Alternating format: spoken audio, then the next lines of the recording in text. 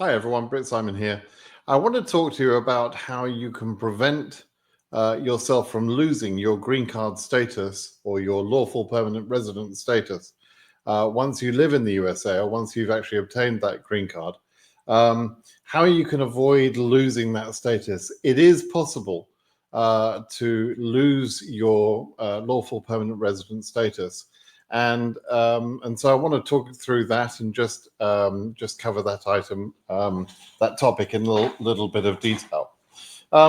What has prompted my thought about doing this video is just recently, under the Trump administration, there seems to have been a hardening of policy being implemented at the border for certain situations. And there have been a number of people claiming that they have had their green cards taken away from them at the border upon re-entry into the country. And I must admit, some of the stories that I've heard sound implausible, to be perfectly honest. But there does indeed seem to have been a hardening of policy, perhaps being implemented by border control agents. And so I want to talk about that. It's an important topic. Okay, so the green card is a permission to live and work permanently in the USA. You are free to travel with a green card. That's not a problem. You can travel abroad, you can take vacations, you don't need permission to do that. However, there are some time limits that alter the nature of your trip. And because the green card is supposed to be a live work permission, you are supposed to be living in the USA and leaving for absences like vacation and so on. But you're not supposed to be living in some other country whilst you're holding the green card, right? It is not some sort of super duper visa that allows you to just live elsewhere in the world and come to America as and when you please. You shouldn't be using the green card like that. And frankly, it doesn't make any sense to do that because you have certain responsibilities as well as rights as a lawful permanent resident. And so you should be sure that's really what you want to do before you get the green card, right? Don't get the green card if you're not prepared to live by the terms of that permission, right? So how can that go wrong? How can things go wrong for you? How can you lose your permission to stay? Well, first of all, let me talk about absences from the USA. If you go on USCIS website, you can see that they have sort of slightly confusing information on that website. It talks about being able to leave the country for up to 12 months without any permission. And if you need to leave the country for between 1 year and 2 years, you can apply for a re-entry permit, which is by filing a form called the I-131. So it would give the impression that being out of the country for 11 months each year, for example, would be okay. But it also goes on to explain, no, that isn't okay. And there is a chance that a Border Patrol officer could assume that you have abandoned your residency status. And that's the bit you want to avoid. You don't want to be in a position where they can make that accusation and they can start the process of taking your green card away. So I have, in the past, under previous administrations, been fairly comfortable in telling people, look, you can leave for up to 12 months. You can leave for periods of time longer than 6 months, up to 12 months, with no real problem. And you can do that even on multiple years if you had to. It kind of makes sense, actually, that the first time you enter the USA, you can come for an activation trip, and then you go home to tie up loose ends. You've got to, perhaps you've got to go home and quit your job, sell your house, sell the cars, tidy up loose ends in the country that you just left before you make the final move to the USA. Now, in that case, for the first entry, I still think it is reasonable that you could take up to 12 months to do that. And I've known many, many people who have taken that time period up to 12 months for the first entry. And I used to say, before the Trump administration, I used to say you could do a 12-month period of time out of the country in future trips as well after that first period of time. But I think under the Trump administration, it makes sense to harden that advice, to reduce that advice. And therefore, my advice in these days, during the Trump administration, when they are obviously looking for small details in order to be aggressive towards immigrants, in these days, I suggest strongly that you keep any absence out of the USA under 6 months. Okay. By doing so, when you come back within a 6-month period after you left the country, and remember, I'm not talking about from the time you get the green card to the time you come back. I'm talking about from the time you leave the USA on any particular trip to the time that you come back in the country, with the exception of that activation trip for the very first time, right? I'm talking about any subsequent trip here, right? So I'm suggesting you keep that trip to under 6 months. Now, almost every time I've spoken to lawyers about this, they will always say, keep your trips under 6 months. They are much more cautious about this and have been in the past than I have been in the past. And I think at this point, it's for me to say, look, my position on this has changed because of the Trump administration. When you come back in to the country with a period of time under 6 months, it's technically a slightly different position than if you're coming back into the country between 6 and 12 months. If you come back into the country between 6 and 12 months, you're applying for readmission. You are asking for readmission. And it is much more likely in that scenario, not always the case, but more likely, that the officer you see, the immigration officer you see, could ask you questions, and some of those questions could be probing into your situation. They may ask you things, for example, how did you support yourself when you were out of the country for 10 months? Did you get a job back in that country? Where were you living during that time? Did you rent an apartment? And those questions may seem innocuous, but some of those details can be very important. So, for example, the government could make a case that they presume you have abandoned residence because you took a job or leased an apartment or something back in some other country. That would be strong evidence that you were actually living in that country and were simply had moved to that country. You may also have filed a tax form for America, because remember, one of your responsibilities as a green card holder is that you have to file an American tax report every year. Now, in that form, you can tick a box, as I would say as a Brit. You could check a box that says you're a non-resident alien. Okay, now if you do that, you are essentially putting a gun in their hands to shoot you with, because you are saying to the government, one department of the government, that you are a non-resident alien. You're an alien, meaning a lawful permanent resident, but you're non-resident. You're actually claiming that on your tax status, and therefore proving the point, or proving their suspicion that you actually are not living in the USA.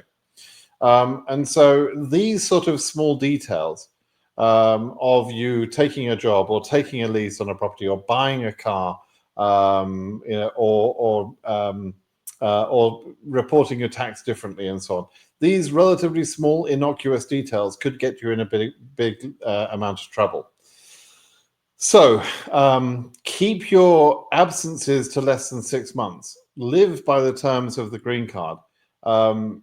Remember, you're expected to do certain things. You mustn't break certain laws.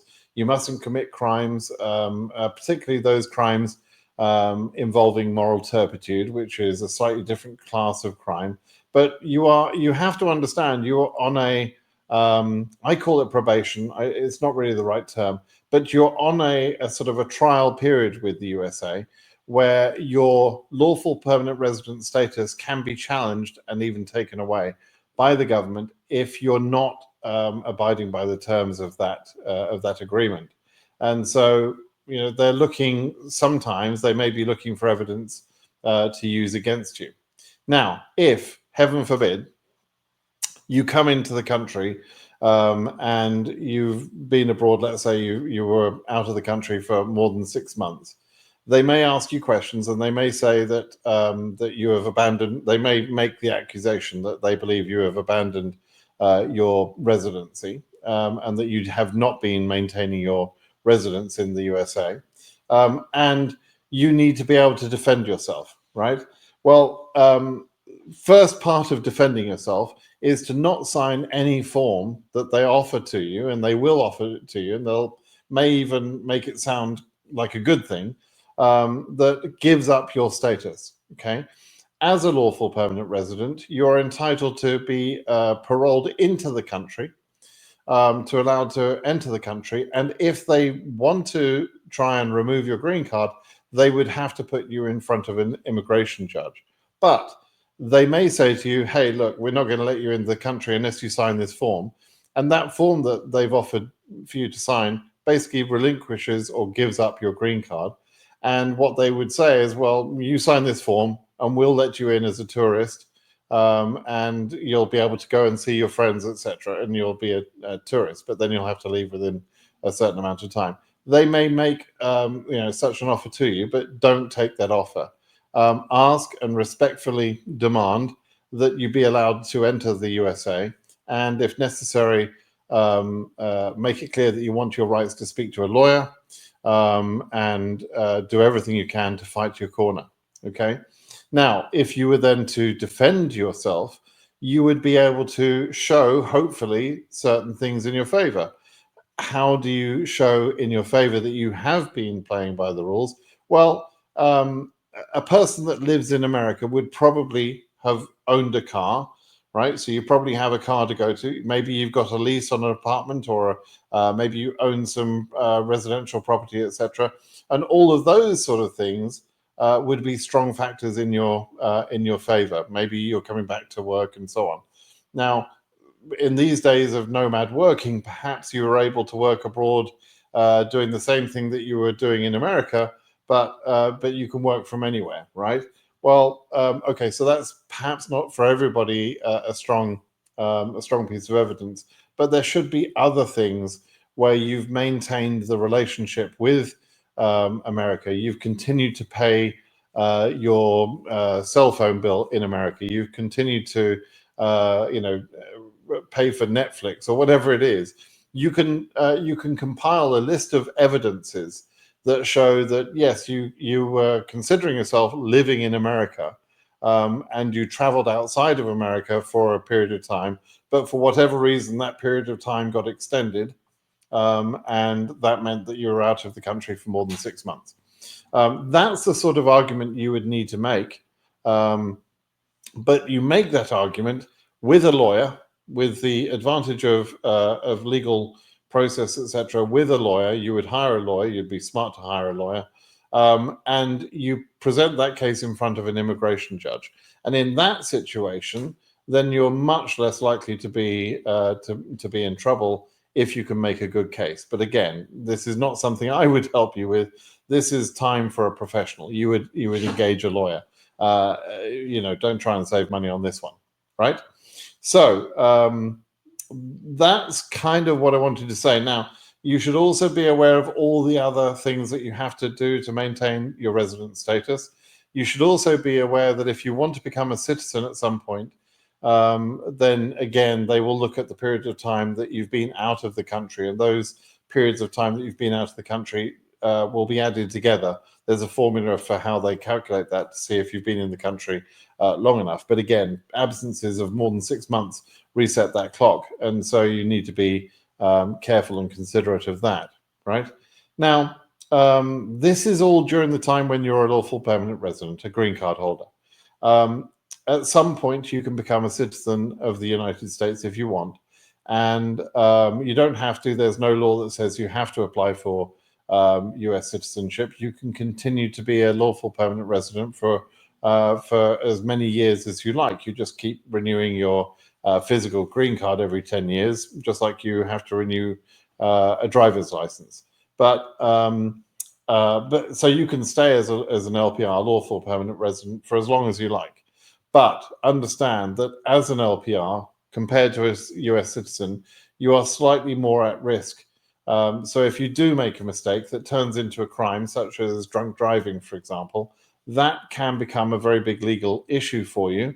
Whereas if you're a US citizen, that would be a lesser problem. You wouldn't have the fear of deportation if you're a citizen and had committed that sort of crime, which was, perhaps by mistake. So, you may want to consider actually taking citizenship in order to remove the concerns of making a mistake that becomes a much bigger, more serious problem because you committed that crime as an LPR. Okay, I'm going to update my web page where I give advice about absences from the USA based on this statement and this information that I'm giving to you now. I hope you'll take this one seriously. I know there are a number of people that have in the past certainly kept their green card status for years just by coming to America for a couple of weeks every few months, or maybe once a year or something, and that hasn't been a problem.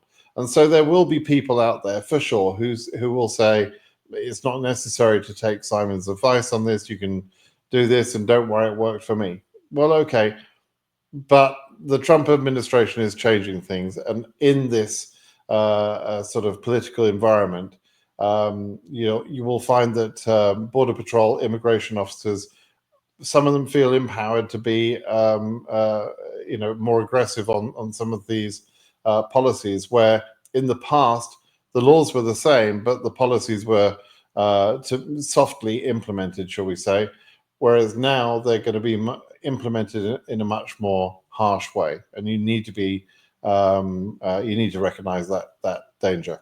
Okay. All right, I hope that's a useful video for you. I hope it will be something you'll take on board and react accordingly. Please let me know if you've got any questions on this subject. You can ask me questions at BritSimonSays.com, and I'll answer all of your questions there. But by all means, give me a thumbs up on this video and subscribe to my channel if you'd like to hear more on immigration matters. All right, thanks everyone. Bye-bye.